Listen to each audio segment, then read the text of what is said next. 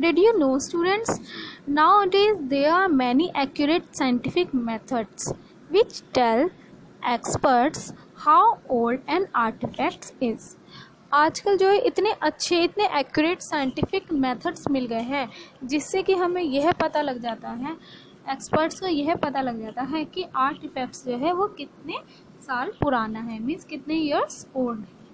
ठीक है, पहले जो होता था, पहले भी जो है एक्सपर्ट्स जो थे वो उस चीज़ का अंदाज़ा लगाते थे कि हाँ हो सकता है कि ये आर्टिफैक्ट जो है इतने साल पुराना हो. लेकिन आजकल जो इतनी अच्छी साइंस ने इतना ज़्यादा जो है तरक्की कर ली है, इतना ज़्यादा डेवलप हो गया है कि साइंटिफिक मेथड्स के थ्रू जो है एक्सपर्ट्स को बिल्कुल एक्यूरेट पता लग जाता है कि ये जो आर्टिफैक्ट्स है ये हमारा कितने ईयर्स ओल्ड है. Next topic is written records. अब कुछ रिकॉर्ड्स ऐसे होते हैं जो कि मुंह से बोल करके ओरली कोई समझा देता है, बता देता है, जैसे आपकी दादी नानी आपको स्टोरी सुनाती होंगी. या फिर कुछ रिकॉर्ड्स ऐसे होते हैं जो हमको रिटन में मिले हैं, मीन्स कि लिखे हुए मिले हैं. ठीक है, तो आप इसमें एक एग्जाम्पल देख रहे होंगे, an example of Sanskrit writing. देखिए एक एग्जाम्पल है, उसमें संस्कृत में कुछ लिखा हुआ है. ठीक है, ये क्या है, हमारा रिटन रिकॉर्ड है. ओके, और एक आपको पिक्चर दिखाई दे रही होगी, the writing of the ancient Egyptians. After a lot of work experts were able to read this. कि बहुत सारे वर्क करने के बाद ही एक्सपर्ट जो है उसको रीड करने के लिए एबल हो सकते हैं. ठीक है, ये देखो किस तरह की कैसी लैंग्वेज लिखा हुआ है, बहुत ही ज़्यादा टफ लैंग्वेज है. संस्कृत तो फिर भी थोड़ा पढ़ ली जाती है क्योंकि हमारे आर्यंस, हमारे जो पुरानी सभ्यता है वो मोस्टली संस्कृत में ही लिखे हुए हैं, बहुत सारे वेद्स वगैरह, वेदस जो हैं. लेकिन ये जो आपको इस समय दिख रहा है, the writing of the ancient Egyptians after lot of work experts were able to read.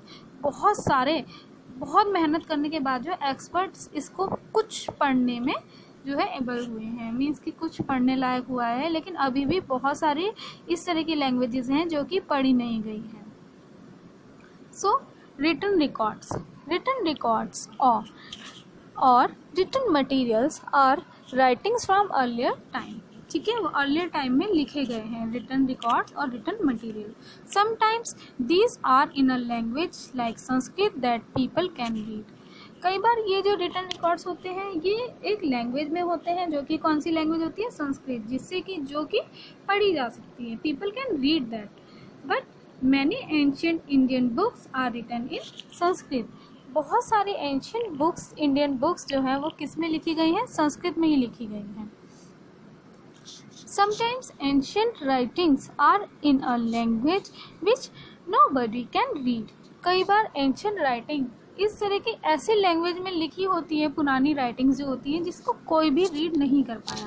In such cases expert have to work very hard to understand the writing. मैंने आपको बताया था कि एक्सपर्ट्स को बहुत ज़्यादा हार्ड वर्क करना पड़ता है इस राइटिंग को, इस लिखावट को समझने के लिए. It is like trying to read a secret writing. और ये इतनी ज़्यादा कोशिश करनी पड़ती है जैसे कि वो कोई एक सीक्रेट राइटिंग को पढ़ रहे हों. Written records are of different types. अब रिटन रिकॉर्ड्स भी जो होते हैं वो हमारे बहुत डिफरेंट टाइप्स के होते हैं.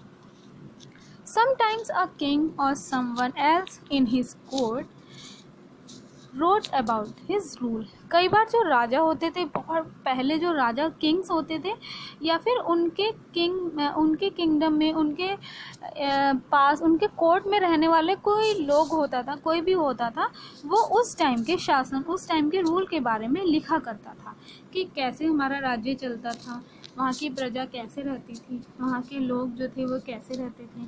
ठीक है, this is how we know a lot about Indian ruler like Babur and Akbar.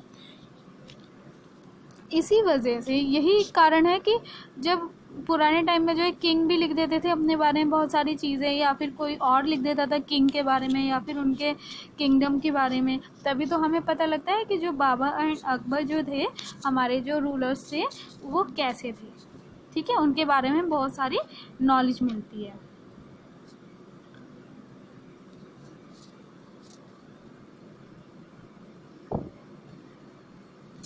Second point is people who were not rulers wrote about their lives.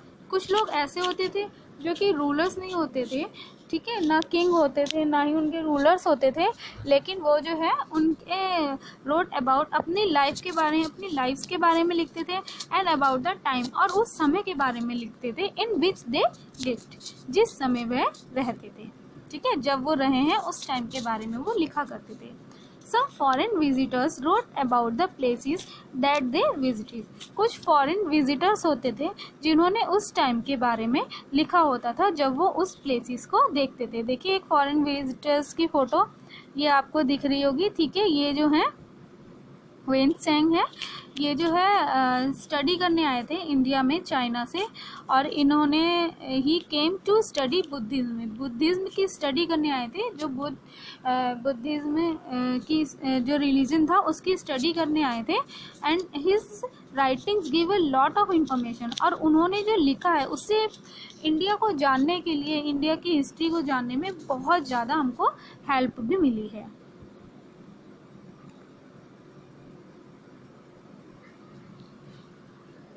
Many visitors of India described the things that they saw. बहुत सारे visitors जो India आए थे उन्होंने जो भी कुछ देखा उस चीज़ को लिख डाला, उसको लिखा उन्होंने।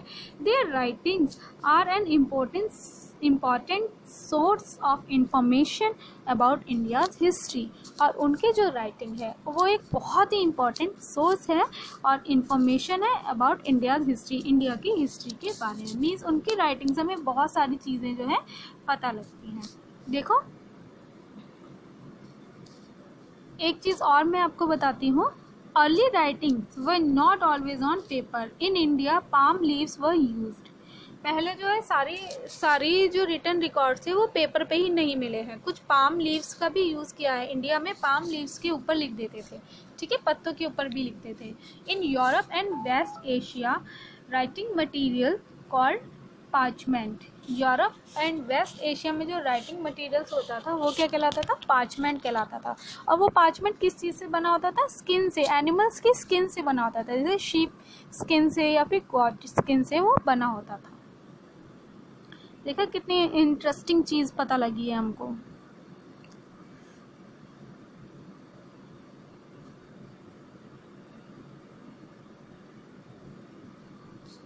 Third point is religious books also give some idea of earlier time. जो रिलीजियस बुक्स होती थी वो भी हमको अर्लियर टाइम की बहुत सारी इंफॉर्मेशन देती हैं, बहुत सारे आइडियाज़ देती हैं। फॉर एग्जाम्पल द वेदास, जो वेद्स होते हैं, वेदास होते हैं, आर हिंदू रिलीजियस बुक। ये हिंदू रिलीजियस की बुक है, हमारे 4 वेद्स होते हैं, ठीक है। So written by early people called the Aryans, और जिन्होंने उन वेदास को लिखा है वो क्या कहलाते थे, अर्ली पीपल वो क्या कहलाते थे, आर्यंस कहलाते थे। They help us to understand how the Aryans live, और उन्होंने हमें यह चीज़ समझने में बहुत हेल्प करी है कि उस टाइम में जो आर्यंस होते थे वो कैसे रहा करते थे। Written records are also found on rocks. Written record जो थे वो रॉक्स पे भी मिलते थे, स्टोन्स पे मिलते थे, मेटल्स पे मिलते थे। मीन्स वो ऐसा नहीं है कि आपको पेपर पे ही मिल गए या फिर पाम लीव्स पे ही मिले हैं। उसके अलावा बहुत से लोग ऐसे होते थे कि कोई पत्थर की चट्टान होती थी, खूब बड़ा पत्थर होता था, उसके ऊपर लिख देते थे, स्टोन्स पे लिख देते थे, कोई रॉक होती थी उस पर लिख देते थे, या फिर कोई मेटल का बहुत बड़ा सा मेटल लेकर के उसके ऊपर अपने बारे में लिखवा देते थे। तो ये सारी चीज़ें जो थी ये क्या कहलाती थी, दीज आर कॉल्ड इंस्क्रिप्शंस। क्या कहलाते थे, ये इंस्क्रिप्शंस कहलाते थे। They give historians information to, ये हिस्टोरियंस को बहुत सारी इंफॉर्मेशन भी देते हैं। We have learn about the great Indian ruler Ashoka. हमने अशोका रूलर के बारे में तो सुना ही है, who was born over 2300 years ago। वो जो है 23 years पहले बॉर्न हुए थे। और ये चीज़ हमें कैसे पता लगी, थ्रू सच इंस्क्रिप्शन। इसी तरह के किसी इंस्क्रिप्शन में अशोका के बारे में लिखा होगा। अब मैं आपको एक पिक्चर दिखाती हूँ, आपको एक पिलर नज़र आ रहा होगा इसके अंदर, देखो कितना बड़ा सा पिलर है ये, ठीक है, और इस पर कुछ लिखा हुआ भी दिख रहा होगा आपको। लैंग्वेज तो समझ में नहीं आ रही होगी अभी, ठीक है। तो देखिए, this is the picture of N inscription on a pillar put up by Ashoka. ये जो पिलर है ये किसके द्वारा लगवाया गया था? जो किंग अशोका थे, रूलर अशोका थे, उनके द्वारा लगवाया गया था ये। और इसमें उन्होंने अपने बारे में बहुत सारी बातें लिखवाई हैं, ठीक है। स्टूडेंट्स, अभी मैंने आपको रिटन रिकॉर्ड्स के बारे में बताया है, अब मैं आपको ओरल सोर्सेज के बारे में बताती हूँ, ठीक है, जिसमें कि आते हैं हमारे स्टोरीज, सॉन्ग्स और पोम्स। इनके थ्रू हमको हमारे बहुत सारी जानकारियाँ मिलती हैं। When your family talks to you about their early life, you learned a part of your family history. जब आप अपनी फैमिली के साथ बातें करते हैं और उनकी अर्ली लाइफ के बारे में जानते हैं, इट मीन्स कि आप अपने फैमिली के पास्ट की हिस्ट्री को जान रहे होते हैं। Similarly, people have told stories verbally. Same ऐसे ही कुछ लोगों ने बहुत सी स्टोरीज वर्बली बताई हैं। वर्बली मीन्स खाली बोल कर बताई हैं अबाउट देयर लाइफ। अपनी लाइफ्स की जो स्टोरीज हैं वो सारी सिर्फ और सिर्फ बोल कर बताई हैं। These are called oral sources. ये क्या कहलाते हैं? oral sources कहलाते हैं। मीन्स कि जो हमारे पास रिटर्न में नहीं है, खाली ओरल में है। Songs, poems और folk tales that tell us about people's lives or of historical events. Songs होती हैं, पोम्स होते हैं या फिर पुरानी कहानियाँ होती हैं, जो पहले की जो स्टोरीज होती हैं वो हमें पीपल्स की लाइफ के बारे में बताती हैं और हिस्टोरिकल इवेंट्स के बारे में बताती हैं। ये सभी ओरल सोर्सेज के अंडर में आते हैं। मीन्स इन सबको हम ओरल सोर्सेज कहते हैं क्योंकि लिखी हुई नहीं है। From these historians learn about things which may not be found in written record. इससे हिस्टोरियन ने बहुत सारी ऐसी चीज़ें लर्न की हैं, ऐसी चीज़ें जानी हैं जो कि हमें रिटन रिकॉर्ड में नहीं मिली है, ठीक है। जो चीज़ें रिटन रिकॉर्ड में नहीं मिल सकती हैं वो हमें ओरल सोर्सेज के थ्रू मिल जाती हैं। जैसे बहुत सी स्टोरीज़ होती हैं, आपकी दादी, आपकी नानी आपको कहानियाँ सुनाती हैं कि पहले ऐसा होता था, हम ऐसे रहते थे, तो वो सब रिटन में तो नहीं है, लेकिन वही क्या कहलाते हैं? हमारे ओरल सोर्सेज कहलाते हैं। So students, our next topic and the last topic is the need to preserve sources. Sources जो हमारे हिस्ट्री के सोर्सेज हैं उनको प्रिजर्व करने की नीड क्या है? अगर हम अपने हिस्ट्री के जो सोर्स क्या है, हमें कोई इन्फॉर्मेशन मिल पाएगी? आप बताइए। अगर हम अपने पास्ट की कुछ चीज़ों को बचाकर नहीं रखेंगे तो हमें तो आने वाले टाइम में उनके बारे में कोई इन्फॉर्मेशन ही नहीं मिल पाएगी ना। तो ये तो सबकी ड्यूटी बनती है कि जो हमारे पास्ट के, हमारे हिस्ट्री के जो सोर्सेज हैं उनको हम प्रिजर्व करके रखें, उनको सेव करके रखें, है ना। We learn about the past only through the sources of history. आपको पता ही है कि हम अपने पास्ट के बारे में सिर्फ और सिर्फ हिस्ट्री के सोर्सेज के थ्रू ही जान सकते हैं।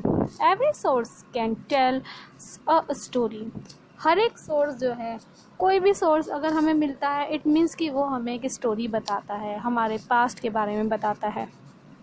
By looking at sources carefully and trying to understand them, archaeologists and historians get a picture of the people and events of the past. यही sources को जो है carefully, ठीक है, उनको अच्छे से अंडरस्टैंड करते हुए ही तो आर्कियोलॉजिस्ट और हिस्टोरियंस जो है हमारे पास्ट के बारे में एक पूरी की पूरी पिक्चर्स क्रिएट करते हैं। और अगर ये सोर्सेज ही नहीं होंगे तो ना आर्कियोलॉजिस्ट कोई बात हमको बता सकेंगे हमारे हिस्ट्री की, और ना ही हिस्टोरियंस हमको कुछ समझा सकेंगे। This is why everybody should realise how important it is to take care of all historical sources. इसीलिए ही हमको और सभी के लिए ये ड्यूटी बनती है कि हमें अपने हिस्टोरिकल सोर्सेज की टेक केयर करनी चाहिए। तभी तो हमें ये रियलाइज़ होना चाहिए कि हमारे जो हिस्ट्री के जो सोर्सेज हैं वो हमारे लिए कितने इम्पॉर्टेंट होते हैं। Archaeologist, historians and other people all need to look after historical sources. Archaeologist और हिस्टोरियंस या फिर अदर पीपल लाइक अस, जैसे हम लोग हैं, हम सभी को ही अपने हिस्टोरिकल सोर्सेज की लुक आफ्टर करनी चाहिए। For example, in times of war Museums that preserve a lot of historical sources are in danger. People who worked at such museum and at that time hid their artifacts and brought them out again when peace returned. क्या होता था, एक example बताती हूँ आपको. लड़ाई हुई है, वॉर हुई है, सभी को पता है कि बहुत सारी वॉर्स हुई हैं पहले के टाइम में. तो उस समय में क्या होता था कि जो म्यूज़ियम में जो हमारे आर्टिफैक्ट्स जो थे वो सब हिस्ट्री के जो हिस्टोरिकल सोर्सेज जो होते थे वो सब प्रिजर्व करके रखे होते थे.